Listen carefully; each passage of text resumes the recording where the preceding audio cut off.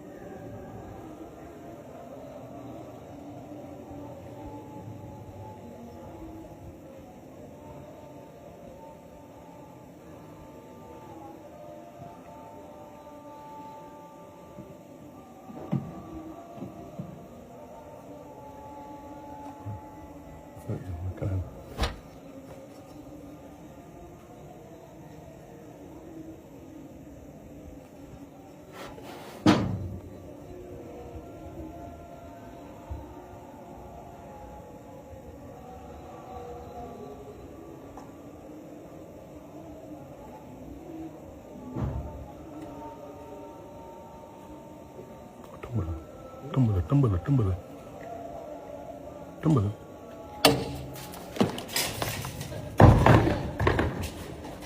sàcceey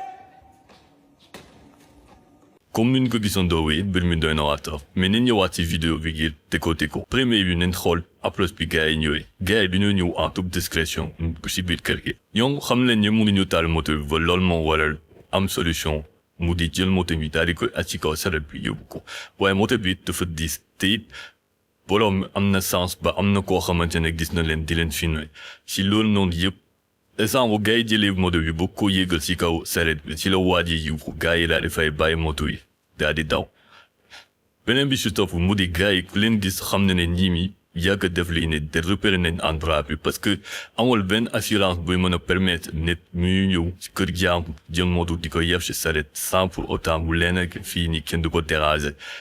beneen bi si topp aussi mooy modus operandi bi mooy ñoom yàgg nañ def nii parce que de fait que ñu jël seen saret gaare ko fii nii loolu dafay wone ne gars yi ñoom yu roode leen ci mbir mi beneen bi def ñuy woon benn affaire que le mode opérateur des voleurs dafay adapté au fil des temps d'habitude gars yi dañ jël moto bi daal di koy pour yow léegi nag di jël ay moyens roulants di ko utiliser déplacer ko te bu leen ko xeeb en moins de dizaines de secondes mën nañ jël moto bi daal di dama moom mais yan mesures ngeen mën a mettre en place pour on est éviter si njëkk mooy seen moto soo leen ko gaaree fexe leen ko am foo leen ko attaché mu am benn point fixe boo xamante ne te ngeen utiliser seen pour mën koo sécuriser beneen bis aussi mu di xool leen fi ngeen di gaare seen moto gaare leen ko foo xamante ne éclairage bi am na fa tey leer na nañ de préférence na am foo xamante ne bu mu si suufu caméra de surveillance beneen bis topp mu aussi mooy bu leen fàtte di installer GPS tracker waaye ñaanu ma koy yàlla tey su fekkee ne gars yi jëm nañ moto bi GPS tracker dina mën a permettre ba mën ko localiser nga jàppale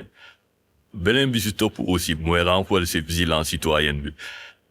day baax ngeen di communiquer ak seeni dëkkandoo pour que yu mel ni ñu teel see mën a jël seen matuwaay